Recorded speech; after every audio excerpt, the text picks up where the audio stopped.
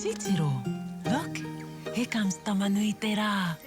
Mōrena, Mr. Sun. Mōrena, Pāpā Rākau. Kia ora, my name is Kōkā. Here in the forest with me, the 5 Patupaiarehe. Let's go and meet them. Time to wake up, Tākaro Tribe.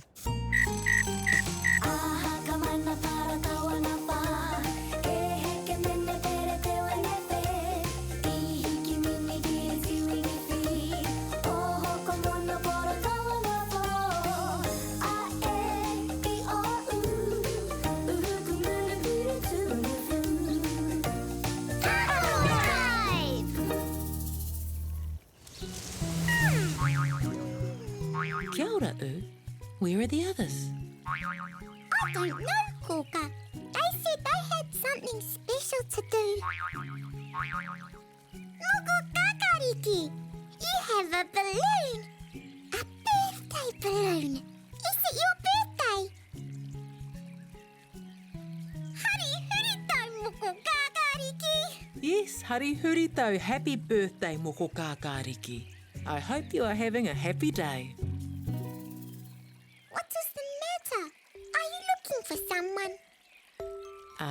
Moko kakariki is looking for moa and kiwi. Do you want to show them your birthday balloon? Come on then, moko kakariki. I will help you find kiwi and more. Moko kakariki! What a surprise to see you here. Kia ora, Tākaro Tribe. Kia ora, Kōkā. It's Moko Kakariki's birthday today. Yay! He wants to play, but he can't find his friends, Moa and Kiwi. Then we will all help. Yes, we will all help Moko Kakariki together.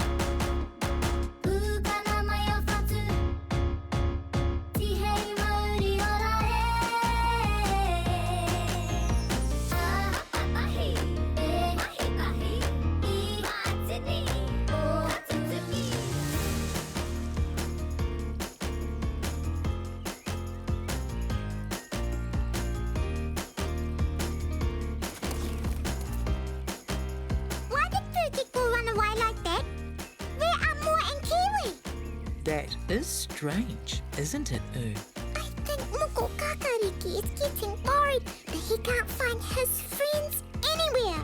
Let's ask Pāpā Rākau. Perhaps he knows. Good idea, Off you all go to see Pāpā Rākau.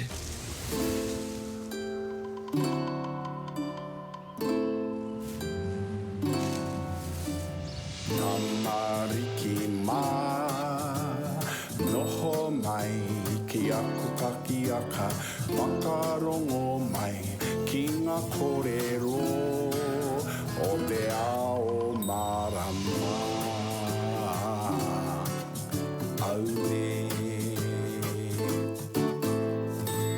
Kia ora, Tākaro Tribe. Kia ora, Pāpā Rākau. Isn't it a lovely day? Yes, Pāpā Rākau. It is a lovely, special day. It's Moko Kakariki's birthday. Happy birthday, Moko Kakariki. Birthdays are very special days. I think Moko Moko Kākāriki would be happier if Moa and Kiwi were here. Will you help us find them, Pāpā Rākau? Of course. Birthdays are best when you share them with family and friends. Let's ask the forest to help. E te wānei e hura nei, tēnei te Māori ka whakapiki, ko te Māori o ngā tamariki a tāne māputa. Te Māori ka puta ki te whaiau, ki te ao mārama. Haumi e hui e tai ki e. It's the letter O. There you are. Your first clue. Off you go. Good luck. Bye, Pāpā Rākau. Ka kite. Aha ka mana para kawana pa. E heke mene pere te wene pe. I hiki mini diri tiwingi fi. Oho ko mono pora kawana po. A e I o u. Uhu ku mune piri tuwingi fu.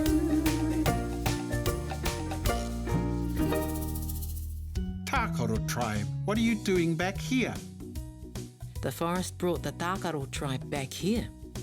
You didn't manage to find Moa and Kiwi yet. No, I think Moko Kākāriki is getting quite worried. Shall we see if the forest gave you a clue? Can you read what it says? O, H, O, R, E, R, E, O, Ho, Re, Re, Ohorere. Well done. Ohorere. Surprise. Ohorere. Surprise! How will that help us find Moa and Kiwi? Harihuri tau Moko Kākāriki.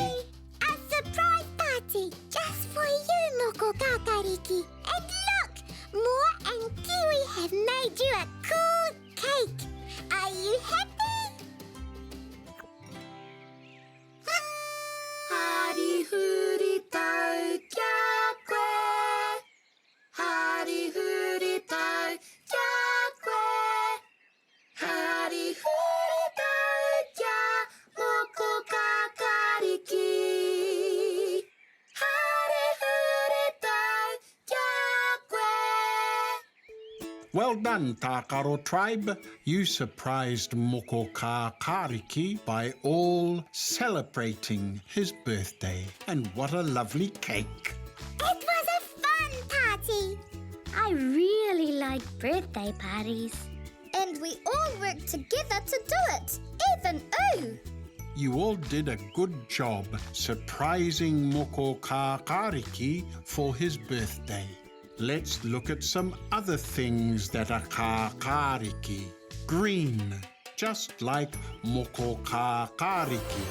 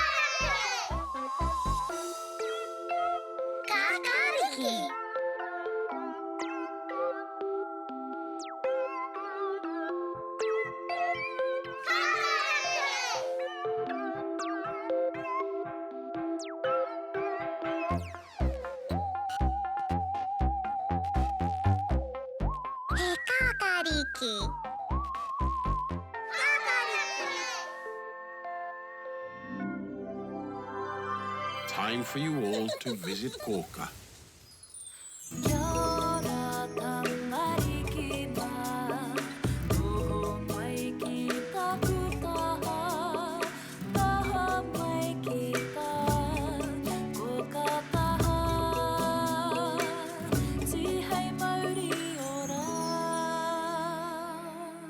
What What a busy day you've had, Tākaro Tribe. Anna! Did you all have fun at the birthday party? It was lots of fun. And I had lots of cake to eat. Shall we look at the things you did? Anna! You were playing by yourself when Moko Kākāriki came by. It was his hurito, birthday, but you couldn't find his friends Moa and Kiwi to play with. You visited Pāpā Rākau and asked the forest for help. The forest gave you a word, o-ho-re-re, ohorere, surprise. Then everyone jumped out, which surprised Moko Kākāriki on his birthday. How do you feel now? We feel harikoa, happy!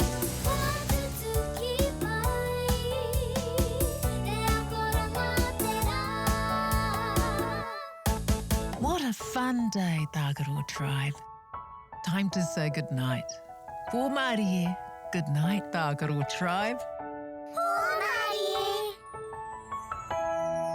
Horoia tō mata, paraihehia o niho, kuhuna o kakamoe po Māori e kuhu ki te moenga, takoto iho ki raro, e pai ai o moe moea. Kia au tō moe, e pai ai o moe moea. E pai ai o moe moea. Good night!